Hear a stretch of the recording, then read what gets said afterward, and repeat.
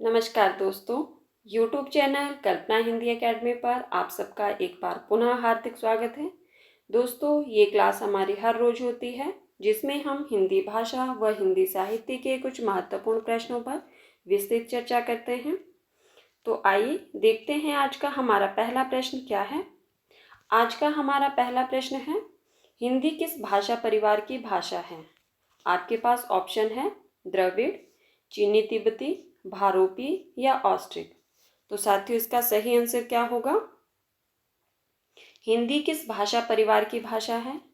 आप जानते हैं कि विश्व की लगभग 3000 भाषाओं को मुख्यतः 12 भाषा परिवारों में विभाजित किया गया है, जबकि भारत में मुख्य रूप से 4 भाषा परिवारों की भाषा को बोला जाता है।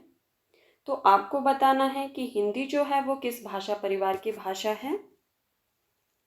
बिल्कुल सही। जिन साथियों ने ऑप्शन नंबर 3 बताया है उनका आंसर सही है। हिंदी जो है वो भारोपी भाषा परिवार की भाषा है। हमारा अगला प्रश्न है, अपभ्रंश व्याकरण के रचयिता हैं। आपको बताना है कि अपभ्रंश व्याकरण के रचयिता कौन है। आपके पास ऑप्शन है हेमचंद, विद्यापति, कामता प्रसाद गुरु या किशोरीलाल गोस्वामी। तो साथियों, इसका सही आंसर क्या होगा? आपको अपभ्रंश व्याकरण के रचयिता का नाम बताना है। बिल्कुल सही। जिन साथियों ने ऑप्शन नंबर 1 बताया है उनका आंसर सही है। अपभ्रंश व्याकरण के रचयिता हेमचंद्र हैं। कई बार इनकी एक प्रसिद्ध रचना है जो बार बार परीक्षा में पूछी जाती है। उस रचना का नाम क्या है? बिल्कुल सही। उस रचना का नाम है शब्दानुशासन और हेमचंद्र जो है वो 11वीं शताब्दी के माने जाते हैं। हमारा अगला प्रश्न है, आचार्य रामचंद्र शुक्ल ने हिंदी का एडिशन जो है वो किसे कहा है? आपको बताना है कि आचार्य रामचंद्र शुक्ल ने हिंदी का एडिशन किसे कहा है। आपके पास ऑप्शन है बालकृष्ण भट्ट, प्रताप नारायण मिश्र, बद्री नारायण चौधरी प्रेमगन या जगमोहन सिंह। तो साथियों, इसका सही आंसर क्या होगा?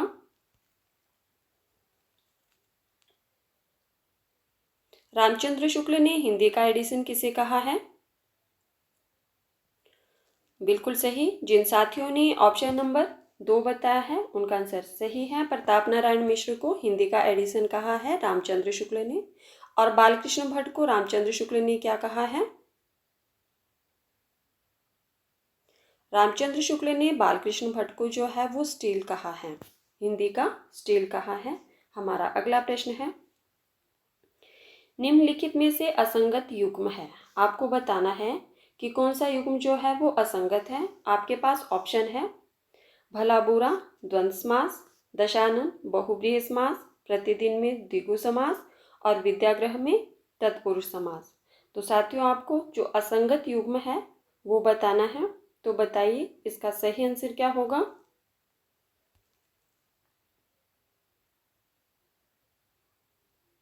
बिल्कुल सही। जिन साथियों ने ऑप्शन नंबर 3 बताया है उनका आंसर सही है। प्रतिदिन जो है वो द्विगु समास का उदाहरण नहीं है, तो फिर किस समास का उदाहरण है? और साथ में ये भी बताइए कि जो समास है उसके कुल कितने भेद हैं? बिल्कुल सही। समास जो है वो कुल 6 हैं। और प्रतिदिन जो है वो किस समास का उदाहरण है? प्रतिदिन जो है वो अव्ययीभाव समास का उदाहरण है। हमारा अगला प्रश्न है, भारत में सबसे अधिक बोली जाने वाली भाषा कौन सी है? आपको बताना है कि भारत में सबसे अधिक बोली जाने वाली भाषा कौन सी है। आपके पास ऑप्शन है संस्कृत, तमिल, उर्दू या हिंदी। तो साथियों, इसका सही आंसर क्या होगा? भारत में सबसे अधिक बोले जाने वाली भाषा कौन सी है? बिल्कुल सही। जिन साथियों ने ऑप्शन नंबर 4 बताया है उनका आंसर सही है। भारत में सबसे अधिक बोले जाने वाली भाषा हिंदी है। और हिंदी जो है वो किस भाषा परिवार की भाषा है? अभी हमने ऊपर चर्चा की, बताइए।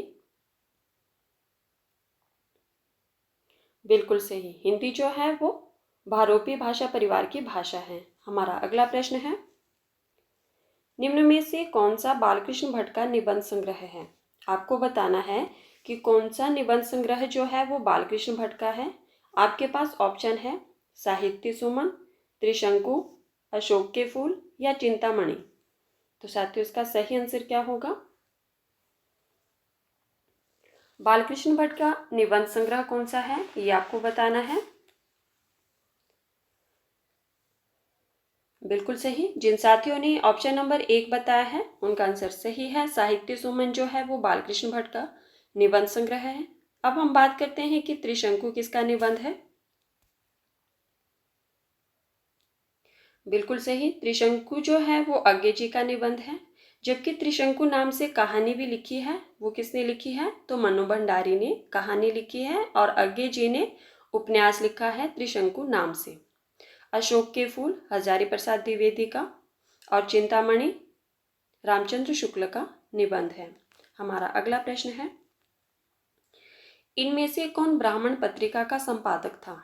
आपको बताना है कि कौन जो है वो ब्राह्मण पत्रिका का संपादक था। आपके पास ऑप्शन है बालकृष्ण भट्ट, प्रताप नारायण मिश्र, भारतेंदु हरिश्चंद्र या महावीर प्रसाद द्विवेदी।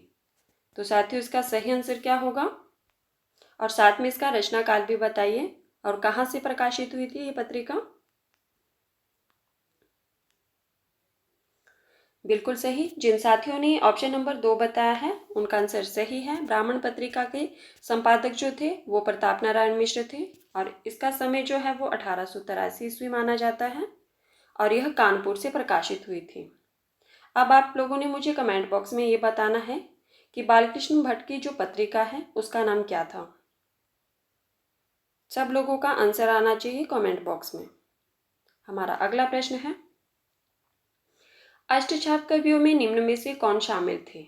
आपको बताना है कि अष्टछाप कवियों में कौन शामिल थे। आपके पास ऑप्शन है मतीराम, तुलसीदास, नाभादास या सूरदास। तो साथियों इसका सही आंसर क्या होगा? साथियों जिन्होंने इससे पहले वाली क्लासेस को नहीं देखा है प्लीज वो प्लेलिस्ट में जाके देख लेना। आपको बताना है कि अष्टछाप कवियों में निम्न में से कौन शामिल थे। आप जानते हैं कि अष्टछाप की स्थापना जो है वो 1565 ईस्वी में किसने की थी? विठल नाथ ने की थी। इसमें कुल 8 कवि थे। तो आपको बताना है कि इनमें से जो है वो अष्टछाप के कवियों में कौन शामिल थे। बिल्कुल सही। जिन साथियों ने ऑप्शन नंबर 4 बताया है उनका आंसर सही है। सूरदास जो है वो अष्टछाप कवियों में शामिल थे। सूरदास के गुरु का नाम क्या था? पिछली क्लास में हमने चर्चा की थी, बताइए। सूरदास के गुरु का नाम बताइए। बिल्कुल सही। सूरदास के गुरु का नाम था वल्लभाचार्य। अब आप लोगों ने बताना है कि वल्लभाचार्य के उन 4 शिष्यों का नाम बताइए जो अष्टछाप के कवि माने जाते हैं। बताइए। सूरदास, परमानंद दास, कुंभन दास और कृष्णदास। हमारा अगला प्रश्न है, मुक्तक छंद के प्रणेता कौन माने जाते हैं? आपको बताना है कि मुक्तक छंद के प्रणेता कौन माने जाते हैं। आपके पास ऑप्शन है सूर्यकांत त्रिपाठी निराला, महावीर प्रसाद द्विवेदी, जयशंकर प्रसाद या मुक्तिबोध। तो साथियों इसका सही आंसर क्या होगा? मुक्तक छंद के प्रणेता कौन माने जाते हैं ये आपको बताना है।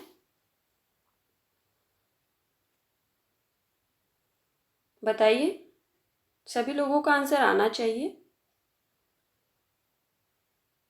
बिल्कुल सही। जिन साथियों ने ऑप्शन नंबर 1 बताया है उनका आंसर सही है। सूर्यकांत त्रिपाठी निराला को जो है वो मुक्तक छंद का प्रणेता माना जाता है।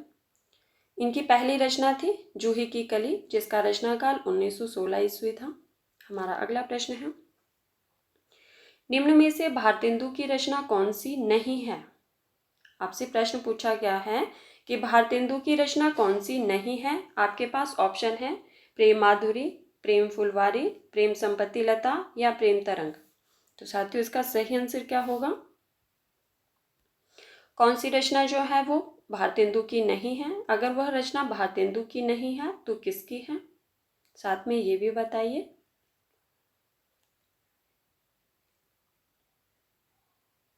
बिल्कुल सही। जिन साथियों ने ऑप्शन नंबर 3 बताया है उनका आंसर सही है। प्रेम संपत्ति लता जो है वो भारतेंदु की रचना नहीं है। किसकी है? प्रेम संपत्ति लता जो है वो ठाकुर जगमोहन सिंह की रचना है। अब हम बात करते हैं कि प्रेम माधुरी का रचना काल क्या माना जाता है। तो 1875 ईस्वी प्रेम फुलवारी 1883 ईस्वी की है और प्रेम तरंग 1877 ईस्वी की, जो कि तीनों रचनाएं किसकी है, भारतेंदु की, और प्रेम संपत्ति लता ठाकुर जगमोहन सिंह की रचना है। हमारा अगला प्रश्न है, कबीर को भाषा का डिक्टेटर किसने कहा। आपने बताना है कि कबीर को भाषा का डिक्टेटर जो है वो किसने कहा है। आपके पास ऑप्शन है जयशंकर प्रसाद, महादेवी वर्मा, आचार्य हजारी प्रसाद या रामचंद्र शुक्ल। तो साथियों इसका सही आंसर क्या होगा, किसने जो है वो कबीर को भाषा का डिक्टेटर कहा है। बिल्कुल सही। जिन साथियों ने ऑप्शन नंबर 3 बताया है उनका आंसर सही है। आचार्य हजारी प्रसाद द्विवेदी ने कबीर को भाषा का डिक्टेटर कहा है। अब आप लोगों ने बताना है कि कबीर की भाषा को सदुक्कड़ी जो कहा है वो किसने कहा है। कबीर की भाषा को सदुक्कड़ी किसने कहा है, ये आप लोगों ने बताना है। बताइए। बिल्कुल सही। कबीर की भाषा को सदुक्कड़ी कहा है रामचंद्र शुक्ल ने, और कबीर की भाषा को पंचमेल खिचड़ी कहा है, किसने कहा है। कबीर की भाषा को पंचमेल खिचड़ी कहा है श्याम सुंदर दास ने। हमारा अगला प्रश्न है, रीतिकाल को अंधकार काल की संज्ञा किसने दी। आपको बताना है कि रीतिकाल को अंधकार काल की संज्ञा किसने दी। आपके पास ऑप्शन है मिश्र बंधु, आचार्य विश्वनाथ प्रसाद मिश्र, डॉक्टर गणपति चंद्रगुप्त या त्रिलोचन। तो साथियों इसका सही आंसर क्या होगा, रीतिकाल को अंधकार काल की संज्ञा किसने दी, ये आपको बताना है। बताइए।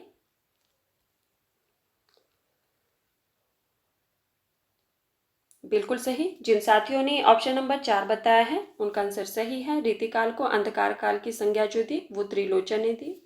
अब हम बात करते हैं कि मिश्र बंधु ने रीतिकाल को किस नाम से संबोधित किया है। मिश्र बंधुओं ने रीतिकाल को अलंकृत काल कहा है। आचार्य विश्वनाथ प्रसाद मिश्र ने क्या कहा है, तो श्रृंगार काल कहा है रीतिकाल को विश्वनाथ प्रसाद मिश्र ने। डॉक्टर गणपति चंद्रगुप्त ने अपकर्ष काल कहा है रीतिकाल को। हमारा अगला प्रश्न है, निम्न में से जयशंकर प्रसाद का निबंध है। आपको बताना है कि कौन सा निबंध जो है वो जयशंकर प्रसाद का है। आपके पास ऑप्शन है ठलुआ क्लब, काव्य और कला तथा अन्य निबंध, संपत्ति शास्त्र या आचरण की सभ्यता।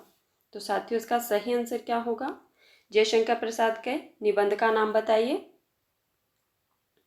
इनमें से कौन सा निबंध जो है वो जयशंकर प्रसाद का है, ये आपको बताना है। साथियों जो पहली बार क्लास में आए हैं प्लीज वो चैनल को सब्सक्राइब कर देना और वीडियो को ज़्यादा से ज़्यादा शेयर कर देना। बताइए जयशंकर प्रसाद का निबंध कौन सा है। बिल्कुल सही। जिन साथियों ने ऑप्शन नंबर 2 बताया है उनका आंसर सही है। काव्य और कला तथा अन्य निबंध जो है वो जयशंकर प्रसाद का है। अब हम बात करते हैं कि ठलुआ क्लब किसका निबंध है। ठलुआ क्लब किसका निबंध है, तो बाबू गुलाब राय का। संपत्ति शास्त्र महावीर प्रसाद द्विवेदी का। आचरण की सभ्यता अध्यापक सरदार पूर्ण सिंह का निबंध है। हमारा अगला प्रश्न है, ये आपके पास कथन दिया गया है कि श्रद्धा और प्रेम के योग का नाम भक्ति है। यह कथन किसका है। श्रद्धा और प्रेम के योग का नाम भक्ति है, यह कथन किसका है। आपके पास ऑप्शन है आचार्य रामचंद्र शुक्ल, बाबू गुलाब राय, सूर्यकांत त्रिपाठी निराला या सियाराम शरण गुप्त। तो साथियों इसका सही आंसर क्या होगा,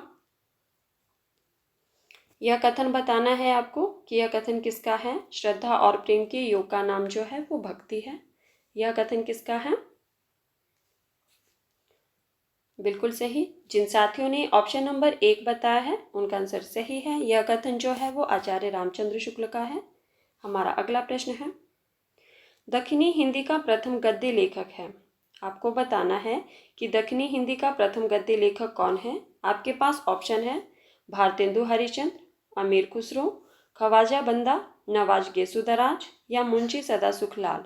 तो साथियों इसका सही आंसर क्या होगा, किसे जो है वो दक्षिणी हिंदी का प्रथम गद्य लेखक माना जाता है? बिल्कुल सही। जिन साथियों ने ऑप्शन नंबर 3 बताया है उनका आंसर सही है। ख्वाजा बंदा नवाज गैसुदराज को दक्षिणी हिंदी का प्रथम गद्य लेखक माना जाता है। एक इनकी प्रसिद्ध रचना है जो बार बार परीक्षा में पूछी जाती है, उस रचना का नाम क्या है? तो उस रचना का नाम है मेराजुल आस्किन। हमारा अगला प्रश्न है, श्रृंगार रस मंडन के रचनाकार हैं। आपको बताना है कि श्रृंगार रस मंडन के रचनाकार कौन है। आपके पास ऑप्शन है वल्लभाचार्य, अग्रदास, नाभादास या विठलनाथ। तो साथियों इसका सही आंसर क्या होगा? श्रृंगार रस मंडन के रचनाकार का नाम बताना है आपको, और साथ में ये भी बताना है कि यह जो रचना है वो किस भाषा में रचित है। सॉरी, श्रृंगार रस मंडन के रचनाकार का नाम बताइए। बिल्कुल सही। जिन साथियों ने ऑप्शन नंबर 4 बताया है उनका आंसर सही है। यह रचना जो है वो विठलनाथ की है। यह ब्रज भाषा की गद्य रचना मानी जाती है। हमारा अगला प्रश्न है, भारतीय शब्द का बहुवचन है। आपको बताना है कि भारतीय शब्द का बहुवचन क्या होगा। आपके पास ऑप्शन है भारतीयों, भारतीयों, भारतीयों या इनमें से कोई नहीं। तो साथियों इसका सही आंसर क्या होगा? भारतीय शब्द का बहुवचन बताना है आपको, बताइए। बिल्कुल सही। जिन साथियों ने ऑप्शन नंबर 1 बताया है उनका आंसर सही है। भारतीय शब्द का बहुवचन भारतीयों होगा। हमारा अगला प्रश्न है, श्रृंगार रस का स्थायी भाव क्या है। आपको बताना है कि श्रृंगार रस का स्थायी भाव क्या है। आपके पास ऑप्शन है उत्साह, क्रोध, रति या जुगुप्सा। तो साथियों इसका सही आंसर क्या होगा? श्रृंगार रस का स्थायी भाव क्या है? बिल्कुल सही। जिन साथियों ने ऑप्शन नंबर 3 बताया है उनका आंसर सही है। श्रृंगार रस का स्थायी भाव जो है वो रति को माना जाता है। ठीक है। और कई बार प्रश्न आता है कि रसों का राजा जो है वो किसे कहा जाता है। तो श्रृंगार रस को। हमारा अगला प्रश्न है, जिंदगी मुस्काई के रचनाकार कौन है। आपको बताना है कि जिंदगी मुस्काई एक रचना है, इसके रचनाकार कौन है। आपके पास ऑप्शन है रामधारी सिंह दिनकर, हजारी प्रसाद द्विवेदी, धर्मवीर भारती या कन्हैयालाल मिश्र प्रभाकर। तो साथियों इसका सही आंसर क्या होगा? जिंदगी मुस्काई के रचनाकार कौन है ये आपको बताना है। बिल्कुल सही। जिन साथियों ने ऑप्शन नंबर 4 बताया है उनका आंसर सही है। जिंदगी मुस्काई के रचनाकार जो है वो कन्हैयालाल मिश्र प्रभाकर है। हमारा अगला प्रश्न है, दूसरी परंपरा की खोज किसकी रचना है।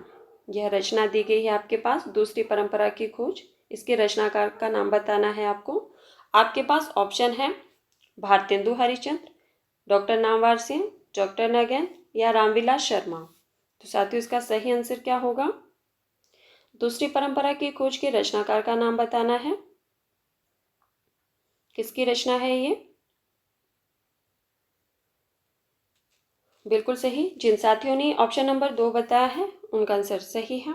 दूसरी परंपरा की खोज के रचनाकार डॉक्टर नामवर सिंह हैं और इसका रचनाकाल जो है वो 1982 ईस्वी माना जाता है। हमारा अगला प्रश्न है, निम्न में से जैनेन्द्र कुमार का उपन्यास है। आपको बताना है कि इनमें से जो है वो जैनेन्द्र कुमार का उपन्यास कौन सा है। आपके पास ऑप्शन है कल्याणी, पर्दे की रानी, टेढ़े मेढ़े रास्ते या अपने अपने अजनबी। तो साथियों इसका सही आंसर क्या होगा? जैनेन्द्र कुमार का उपन्यास कौन सा है? बिल्कुल सही। जिन साथियों ने ऑप्शन नंबर 1 बताया है उनका आंसर सही है। कल्याणी जो है वो जैनेन्द्र कुमार का उपन्यास है। अब हम बात करते हैं कि पर्दे की रानी ये किसका उपन्यास है और कल्याणी का रचनाकाल क्या माना जाता है। 1939 ईस्वी कल्याणी का, जो कि जैनेन्द्र कुमार का उपन्यास है। अब हम बात करते हैं कि पर्दे की रानी यह किसका उपन्यास है। तो यह ईलाचंद्र जोशी का है, 1942 ईस्वी का। टेढ़े मेढ़े रास्ते यह किसका उपन्यास है और साथ में इसका रचनाकाल भी बताइए, क्योंकि इस पर हमने चर्चा कर ली है। बताइए, टेढ़े मेढ़े रास्ते ये किसका उपन्यास है? बिल्कुल सही, यह उपन्यास जो है वो भगवती चरण वर्मा का है, 1946 ईस्वी का। अपने अपने अजनबी, इसके उपन्यासकार का नाम बताइए। अपने अपने अजनबी, यह अज्ञे जी का उपन्यास है, ठीक है, और इसका रचनाकाल 1961 ईस्वी है। हमारा अगला प्रश्न है, कार्नेलिया किस नाटक की पात्र हैं? आपको बताना है कि कार्नेलिया जो है वो किस नाटक की पात्र है। आपके पास ऑप्शन है स्कंदगुप्त, चंद्रगुप्त, ध्रुवस्वामिनी या अजातशत्रु। तो साथियों इसका सही आंसर क्या होगा? कार्नेलिया किस नाटक की पात्र है। और साथ में आप लोगों ने इन सारे नाटकों की रचनाकाल भी बताना है, क्योंकि हमने बहुत बार जो है वो चर्चा कर ली है इन सभी नाटकों के रचनाकाल के बारे में। तो इनका समय भी बताइए। सब लोगों का कमेंट बॉक्स में कमेंट आना चाहिए। बताइए कार्नेलिया जो है वो किस नाटक की पात्र है।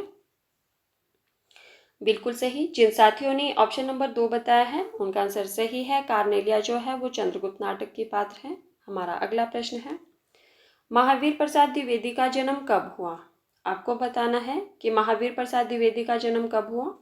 आपके पास ऑप्शन है 1850 ईस्वी में, 1860 ईस्वी में, 1864 ईस्वी में या 1865 ईस्वी में। तो साथियों इसका सही आंसर क्या होगा?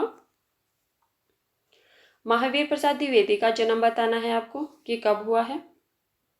साथियों जो पहली बार चैनल पर आए हैं प्लीज वो चैनल को सब्सक्राइब कर देना, ताकि आने वाली हर वीडियो की नोटिफिकेशन आप तक पहुंच सके। बताइए महावीर प्रसाद द्विवेदी का जन्म कब हुआ। बिल्कुल सही, जिन साथियों ने ऑप्शन नंबर 3 बताया है उनका आंसर सही है। महावीर प्रसाद द्विवेदी का जन्म 1864 ईस्वी में हुआ था। हमारा अगला प्रश्न है, इनमें से द्विवेदी युग का कवि नहीं है। आपको बताना है कि इनमें से द्विवेदी युग का कवि कौन नहीं है। आपके पास ऑप्शन है श्रीधर पाठक, महावीर प्रसाद द्विवेदी, जयशंकर प्रसाद या अयोध्या सिंह उपाध्याय हरिओद। तो साथियों इसका सही आंसर क्या होगा? कौन सा कवि जो है वो द्विवेदी युग का नहीं है, ये आपको बताना है। बताइए फिर वह किस युग का है, साथ में ये भी बताना है आपको। बिल्कुल सही, जिन साथियों ने ऑप्शन नंबर 3 बताया है उनका आंसर सही है। जयशंकर प्रसाद जो है वो द्विवेदी युग का कवि नहीं माना जाता है, तो किस युग के कवि माने जाते हैं? बताइए। छायावाद युग के। हमारा अगला प्रश्न है, चोखे चोपते के रचनाकार हैं। आपको बताना है कि चोखे चोपते जो रचना है इसके रचनाकार कौन है। आपके पास ऑप्शन है रामनरेश त्रिपाठी, मैथिली शरण गुप्त, सियाराम शरण गुप्त, अयोध्या सिंह उपाध्याय हरिओद। तो साथियों इसका सही आंसर क्या होगा? किसकी रचना मानी जाती है, और साथ में इसका रचनाकाल भी बताइए। चोखे चोपते, बिल्कुल सही, जिन साथियों ने ऑप्शन नंबर 4 बताया है उनका आंसर सही है। यह रचना जो है वो हरिओद जी की है, 1932 ईस्वी की। ठीक है, तो साथियों ये थे आज के हमारे कुछ महत्वपूर्ण प्रश्न जिन पर हमने चर्चा की। धन्यवाद, मिलते हैं अगली क्लास में।